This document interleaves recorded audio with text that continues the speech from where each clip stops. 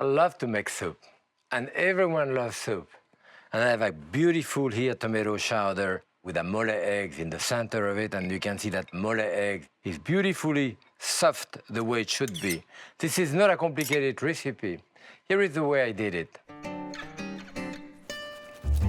Begin by rubbing some toasted bread with a clove of garlic to make croutons, then set them aside. Chop the vegetable, the carrot and green onion, crush garlic, mince some onion, add the dried thyme and the sage leaves. All of these then go into a sauté pan with some olive oil. Cook stirring for a few minutes. Sprinkle in a couple of tablespoons of flour and cook stirring for a minute or so.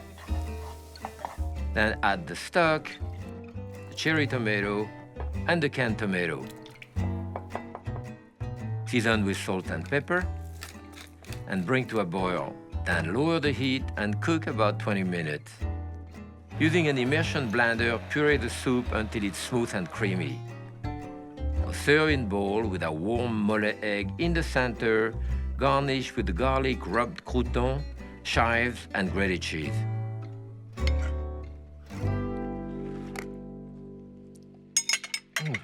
Delicious.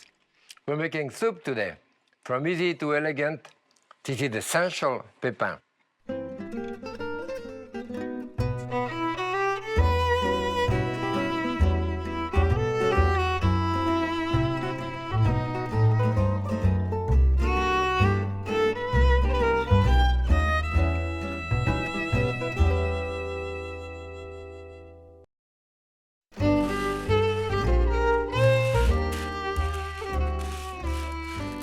You know, there are endless possibilities when you make soup. My wife calls fridge soup. When I open the refrigerator, I have salad, I have an old cucumber to zucchini or whatever in it, and I'm making soup. Now today, what we are going to do is a black bean soup garnished with banana and cilantro, and then a potato garlic soup, which is very classic. The onion soup, lyonnaise style, which is the style that we used to do when I was a kid in Lyon. And finally, a very, very elegant consommé, which is done with a clarification. So first, we start with the black bean soup, and you see the first thing you do, any type of beans, you put them on a large tray like that and try to pick out if there is any damaged one or any pebble or stone. Those are really quite clean. And that's basically it, and then you put them to soak. 3 hours, 4 hours, overnight. I don't really like to soak them too long because they start fermenting at that point. 4 or 5 hours is more than enough. And you know what? Very often I do that directly without even soaking it. As you can see, those have been soaking. You can see that some of them are already split open a little bit. And of course, that will lower the amount of time that you cook them and lower the amount of liquid that you put in at the beginning. Then we'll drain them out. So I have this here, my pound of beans. As you can see, from this to that, it's already swelled up at least by half. And then what we're going to do here, half a cup of brown rice that I'm putting in it, and then some pancetta or bacon. I mean, what we call lard. In France, we call that lard, and when we cut it into small pieces like this, we call lardon. Pancetta in Italian, and this is actually unsmoked, basically unsmoked bacon, as lean as you can get it. And we have about half a pound here. We put that in there with about a gallon of water, mix it well, and that's all you do to start with.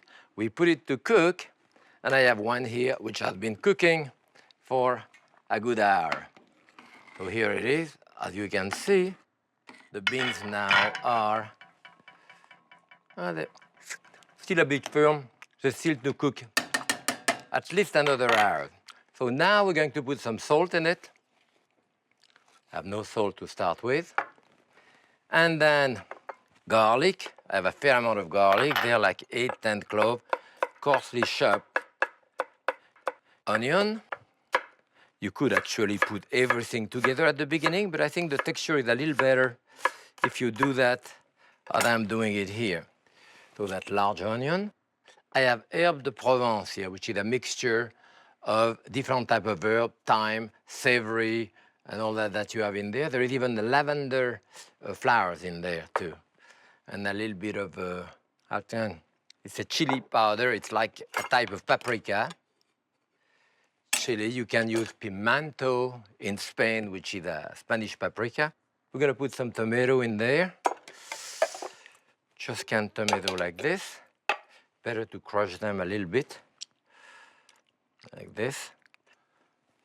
And that's about it. This will cook now for like an hour and a half, and then we can finish it up. So bring it to a boil, lower the heat, and let it cook. That's it.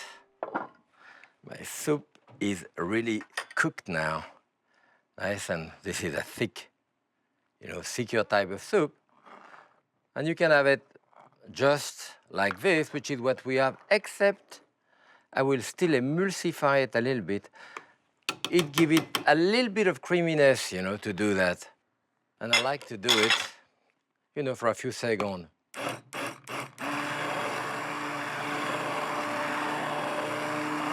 That's it.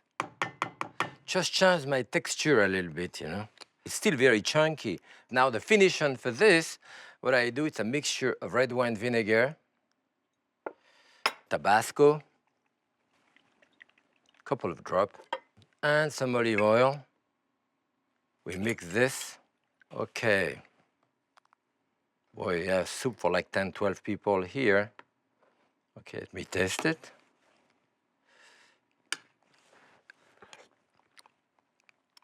That's good. Enough salt to it, great. So different garnish that we can do within. One of the garnish that I like to do is banana. Black bean soup with banana garnish. Now, if you do your banana garnish that I do here, make sure you put a little bit of, lemon juice on top, just so that your banana don't get all black, this color. So you can do that ahead. Then we're going to have cilantro. And then another garnish that we do occasionally is hard-cooked eggs too. To see that machine here, you cut it this way, and then you turn this the other way, and then you cut it this way. This is absolutely perfect for an egg salad now. This is a nice garnish for your black bean soup too. I'm going to serve a couple of this. Few slices of banana. I love the banana with it. It's really give a sweetness, and a couple of pieces of cilantro. Can never lose with the cilantro. And this is it, Never better soup. This is the black bean soup with banana, chopped eggs, and cilantro. Okay, let's start on the garlic soup. Now, when you use leek, look at your leek, like sometimes that first thing is too fibrous and tough, I remove it.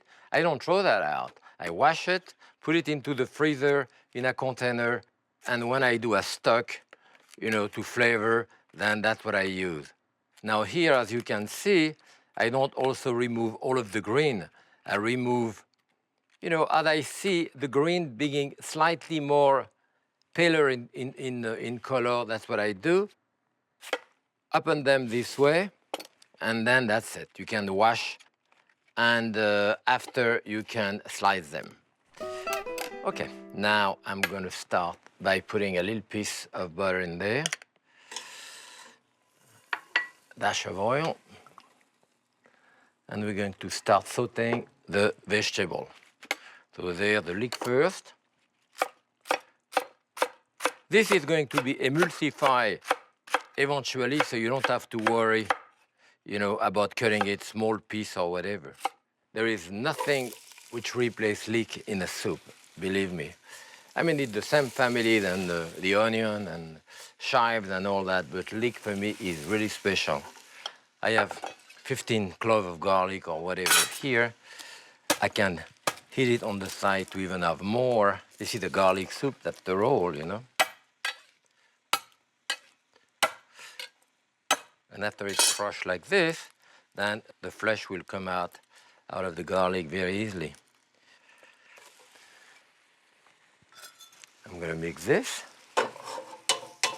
saute it a little bit. I can already smell the leek. And then potato. Different type of potato. Those are Yukon Gold, which are really nice for this. You want a kind of, you know, soft, creamy potato. So we put about 2 quarts of liquid in there.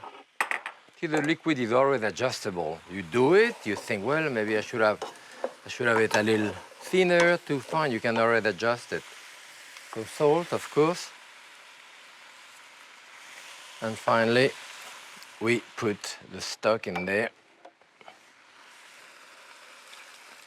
This is a very lean kind of chicken stock. You can do half stock, half water. I can even add a little bit of water there. Okay. That has to come to a boil, a good 30 minutes. And during that time, I'm going to do the crouton or the garnish for it. So you can use any type of bread, really, but I used to. Those type of croutons are there. Okay, right there. This is not quite to a boil, but I'm going to cover it anyway. And there.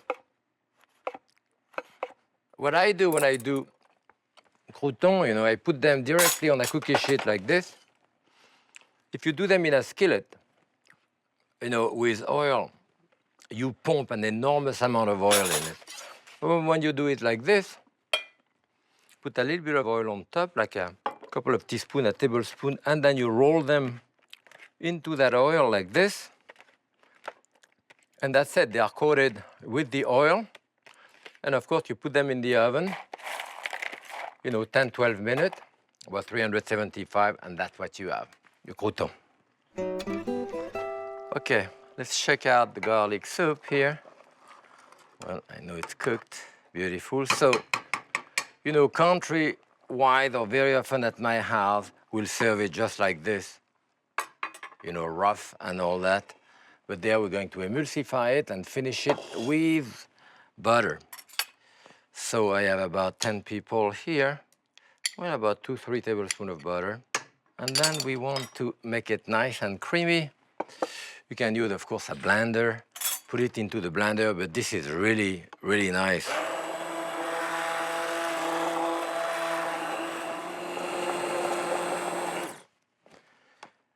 Let it as creamy as you want it, and then you should taste it, of course. And for me, a dash of salt. And I think I'm going to put a little bit of water in there. You could use stock, but water is perfectly fine. It's been reducing a great deal. And now, perfect.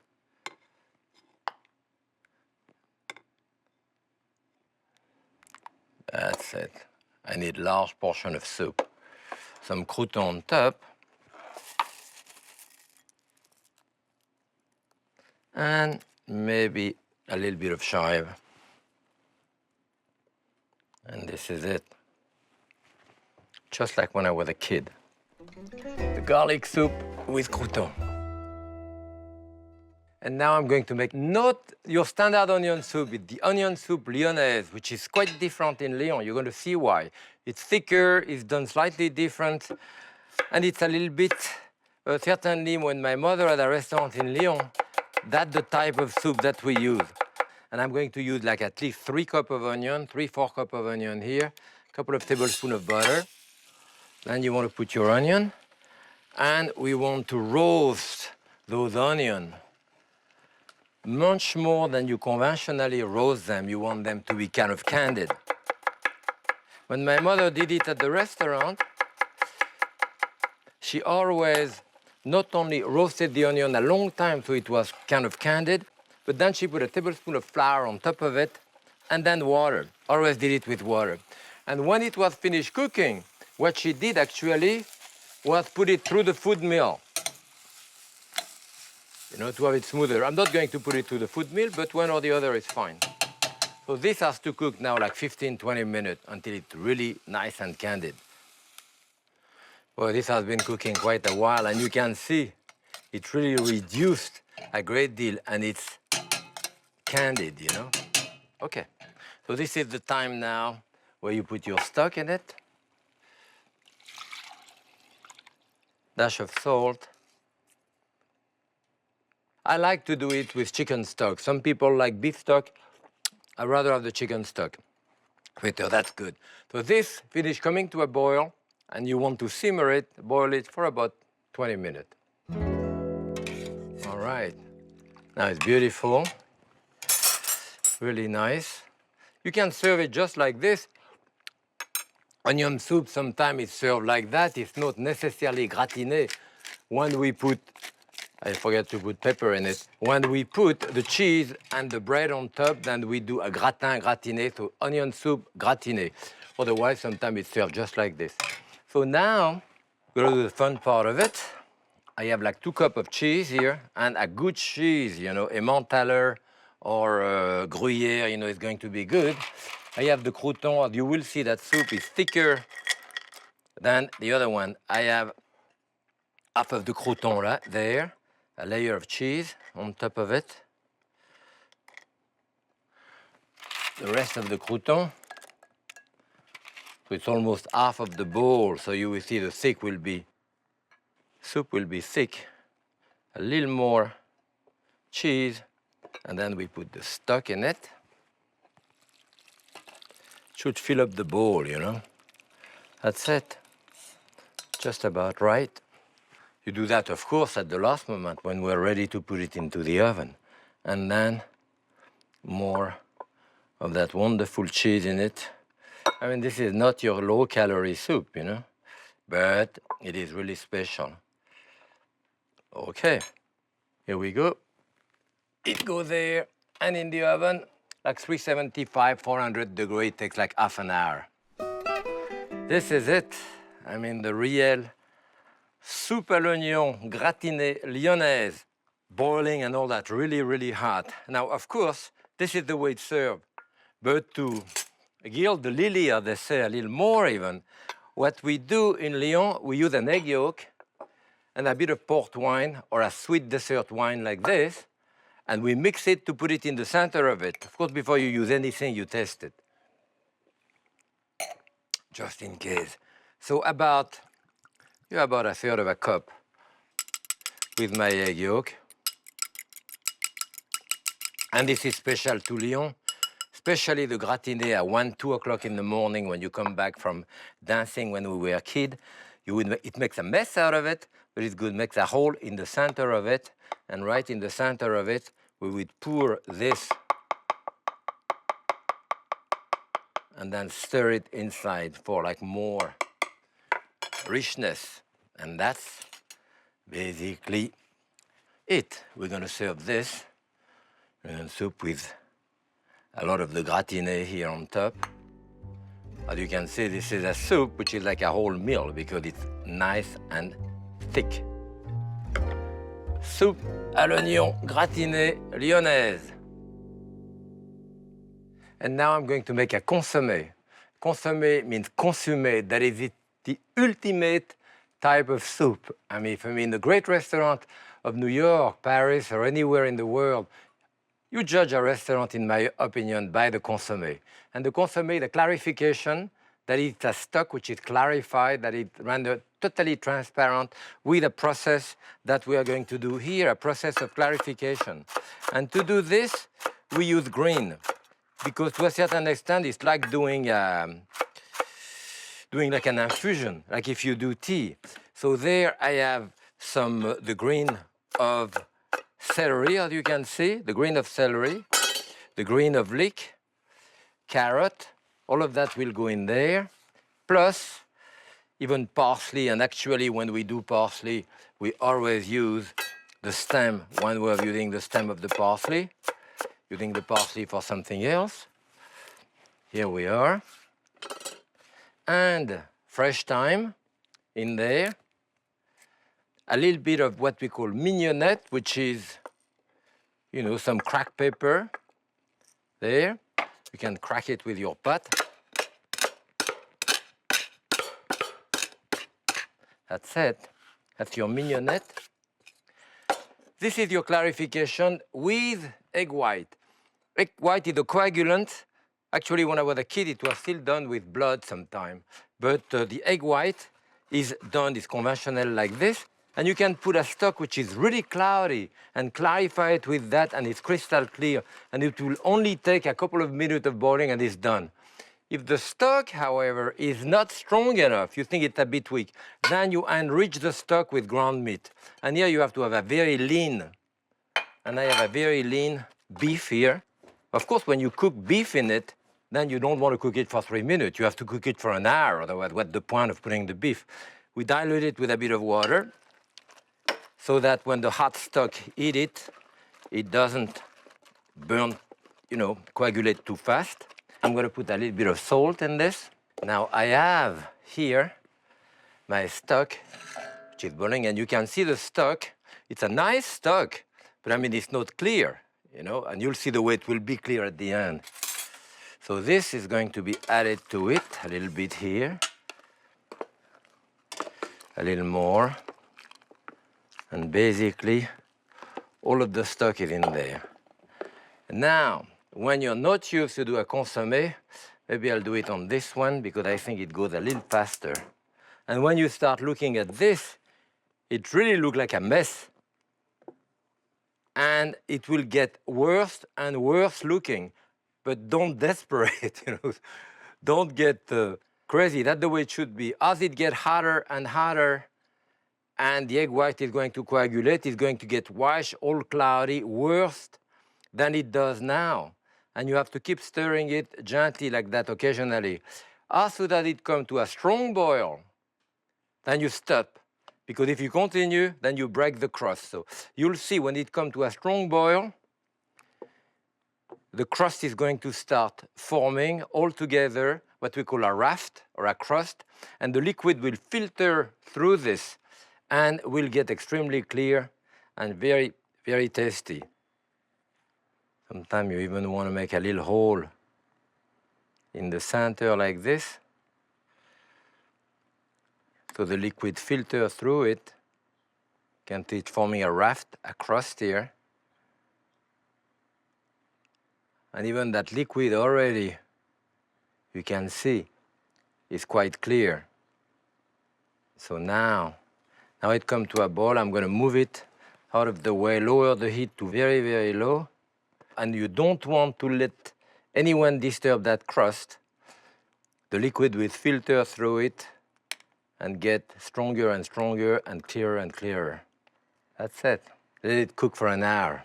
You can see now how beautiful it is. I'm going to taste. So good. And now we're going to put it through paper towel, and you can see how transparent, golden, beautiful that is. So it goes through our paper towel.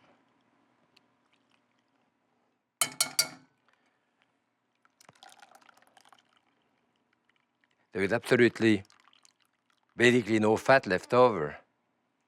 But if you were to add gelatin to that, then we add what we call an aspic.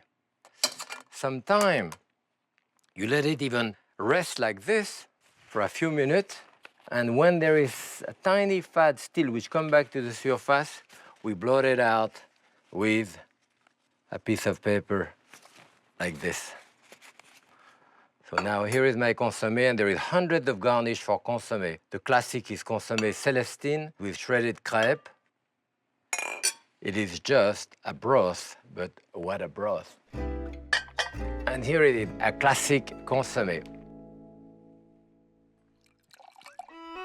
You should always cook what you love to eat. The food will certainly taste better. Happy cooking.